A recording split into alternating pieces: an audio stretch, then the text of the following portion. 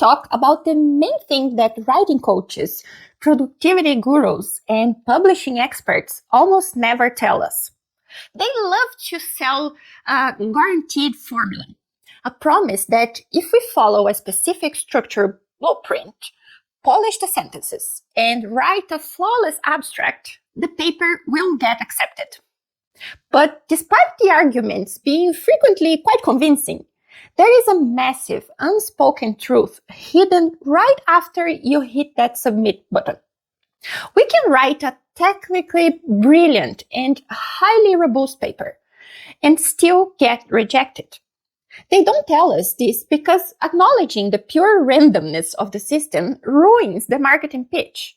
It makes the path to publication look messy and deeply unpredictable. Well, the publication process actually is all of those. But because no one talks about it, we take rejections as personal. When the rejection email comes, we treat it as an insult to our intelligence and our worth as scientists. That's why we need to look right into the gears of the academic publishing machine.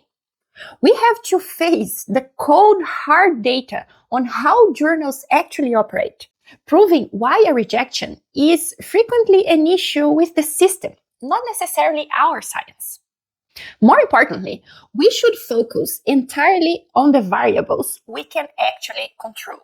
That's why in the third episode of the series, Things No Writing Coach Tells You, I'm not going to hand you another empty promise.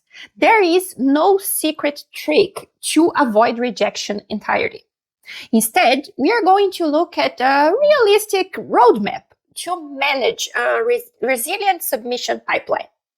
It won't make the process magically bulletproof, but it will help put the statistic odds back in your favor. If this is your first time here, welcome. My name is Jenifer, and I have more than 15 years of experience working around the world as a biomedical scientist, doing research, publishing papers, supervising students, and all the academic stuff. Here at the Empath Advisor, I share all the best tools I discovered through my journey, as they might inspire you to have an easier and more enjoyable academic experience too.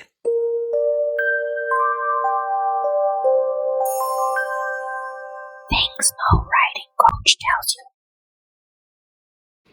To deal with the reality of this scientific publication system, we first need to look at how it actually operates. We have to pull back the curtains and look at the data of what happens behind closed editorial doors. The first thing to understand is that academic publishing is quite literally a numbers game. Flagship journals are completely flooded with daily submissions, which forces them to use a process called desk triage. Did you know that major publishing data shows that top-tier journals routinely reject between 70% and 90% of all papers before a peer reviewer ever sees them? Well, they do. And this quick rejection isn't a deep evaluation of scientific merit, but simply a structural sorting mechanism used to keep the journal from drowning in paperwork. But it goes deeper than just the sheer volume of papers. We also have to consider that journals are intellectual brands that live and die by their impact factors. In a way, editors have become the TikTokers of the scientific publishing world. They are constantly chasing the algorithms, looking for trends, and trying to pull in the maximum audience possible. Because of that pressure, they are highly incentivized to select papers that promise immediate and explosive citations across the field, which means that a perfectly sound, beautifully executed study can be rejected simply because it covers a slow-burning niche topic instead of the hyper topic of the moment. I actually learned this lesson the hard way during the transition from my master's to my PhD. Back then, I was studying natural products as incredibly promising and non-toxic candidates for cancer therapy. But as we began planning my PhD project, my supervisor and I had to face the reality of the field and decided to find a way to combine our original work with nanomedicine. The core science didn't change. Our decision was simply because nanomedicine was the massive trend of the moment. We knew that wrapping our ideas in the hyped fashion cover of the day was the only way to unlock funding and actually catch the eye of higher impact journals. Have you ever had to change the direction of your own research just to chase a hot publishing trend? I see it happening all the time, especially when researchers are writing grants and fighting for money to fund their research. And even if your study fits the trending topics, sometimes an editor might turn you down simply because they have already filled their thematic quota for the year. So sometimes a rejection is simply a strategic business decision for the journal, not a moral judgment on your capabilities as a researcher or the quality of your study. It is important to understand the game you are playing when you are trying to publish a paper. And finally, if your paper does manage to survive the editor's desk, it enters what should be called the reviewer roulette. We like to think of peer review as a gold standard of merit and objective truth. But the data tells a very different story. I recently found something very interesting in the literature. Landmark studies on reviewer reliability have tracked how independent experts evaluate the exact same manuscript. You know, when our paper is sent to 2 or more reviewers at the same time. And what they discovered is a bit terrifying. They found that the level of agreement between independent reviewers on whether to accept or reject the same paper is statistically barely better than a random coin flip. Think about that for a second. If 2 brilliant and well-meaning experts look at the same data and agree no more than the toss of a coin, that means that we, as also brilliant scientists capable of using a minimum of logical thinking, simply cannot take a negative review as the absolute truth about our manuscript. Well, to be completely honest, sometimes we do just write a bad paper, especially when we are still learning and figuring out the process. I've certainly written my fair share of drafts that simply weren't amazing, or even ready. And a rejection, in those cases, is just a fair evaluation. But when you add the brutal desk triage made by editors, the shifting journal agendas that we usually are not aware of, and the random luck of the reviewing process, it becomes incredibly clear that a rejection is quite often an optimization problem of a stressed system, not necessarily a failure of your science. When we are trying to get published, it can feel like we are fighting a chaotic system that we have absolutely no power over. Editors, reviewers, journals. So I believe that to survive academic publishing without losing your mind requires that you shift your focus entirely and away from what the system decides and focus 100% on what you can in fact control. There's no point in wasting energy fighting things that we frequently don't even understand. We have to accept the volatility of the process and optimize every single variable within our reach. I know exactly how hard this is because I've been there. You might have heard the story of my single paper that got rejected 10 consecutive times. 10 times of opening my inbox, seeing the exact same bad news, and feeling like I had completely failed as a researcher. But that paper didn't stay rejected, and yours won't either. It took me quite a while, but eventually I managed to change my perspective and stop viewing those rejections as a personal insult. I started viewing them as temporary bumps in the road. More importantly, I saw them as free, external data to make my work stronger. People pay hundreds of dollars to get expert feedback on their manuscript before submission. Reviewers provide this kind of valuable feedback for free. Therefore, from my experience, I believe the first practical strategy to take your power back throughout the publication process is building a multi-journal pipeline. Never wait for a rejection to start looking for your next target journal.